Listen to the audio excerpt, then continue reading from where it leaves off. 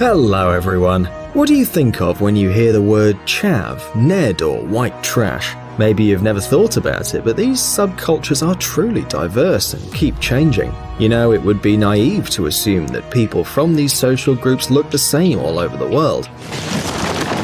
So today we're going to tell you how these peculiar people live in different countries. Let's get it on. Chavs. This is a word used in England. Chavs usually live in poor suburban areas. They're not fond of the London rhythm. Chavs prefer a sportive style, although they usually don't play any sport. Both men and women have a can of beer and a ciggy in their hands all the time, so these items are a part of their outfit too. English chavs are very fond of cars, but they don't have the patience to save up some money and buy a good one. That's why they prefer to find a used auto and then spend some time and money pimping it. Zeffs. Originally, the word Zeff was an abbreviation of the brand Ford Zephyr, a very popular and affordable car in the 70s. Members of the working class in South Africa used to buy them. Zephyr owners were relatively well endowed, but not always educated, so their car became their distinctive feature, and eventually they earned the nickname Zeff. Then things went wrong and they turned into common street vandals, but despite all that, they're still trying to demonstrate their style and wealth. By the way, a real Zeff you might know is one of the members of the famous band Die Antwoord. Bogans. Australian bogans look really different from chavs, zeffs, or similar people in other countries. Just take a look. Flannel shirts, black jeans, black wool sweaters and Ugg boots. And unlike members of similar cultures, bogans wear long hair or at worst a long bang. These guys like to hang out in pubs where they watch Australian football and often fight. Don't be scared, but bogan girls are considered much more aggressive and unmanageable. They like to spend time walking in shopping centres while drinking alcohol and constantly picking on other women. Yankee. These people here come from the country of the rising sun.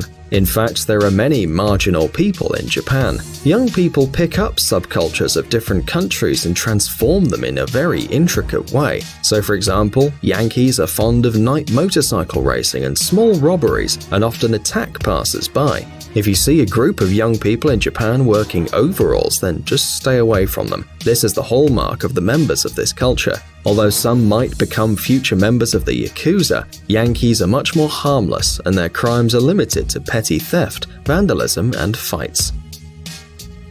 Rakai. French Rakai's distinctive feature is their Lacoste sports suits and the habit of tucking their pants into their socks. There's also an obligatory element complementing their fashion style, a fanny pack of the same brand. Their cell phone usually hangs from their necks. Rakais love listening to music in public places without headphones, and if you've long forgotten about the existence of tectonic music, these guys will remind you about it with their playlists. French Rakais commute on scooters as well. These vehicles allow them to pull bags from the hands of passers-by while riding, so keep alert when you're walking around in France. Tamari.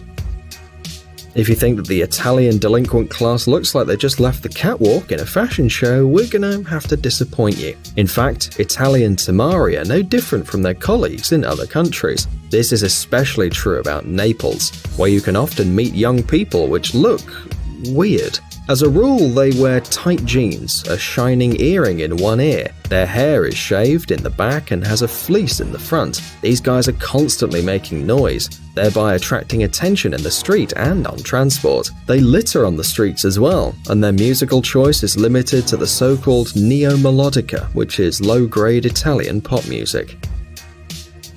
Gopniks.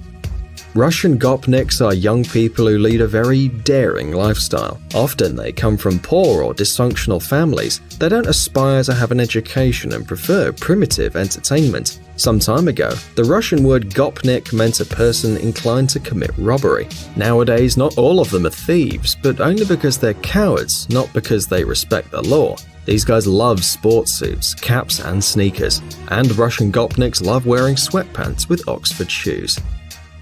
Well, all people are different, and the ones on our list are proof of this. Tell us in the comments which ones seem the most dangerous to you, and don't forget to give us a like in exchange for this interesting information.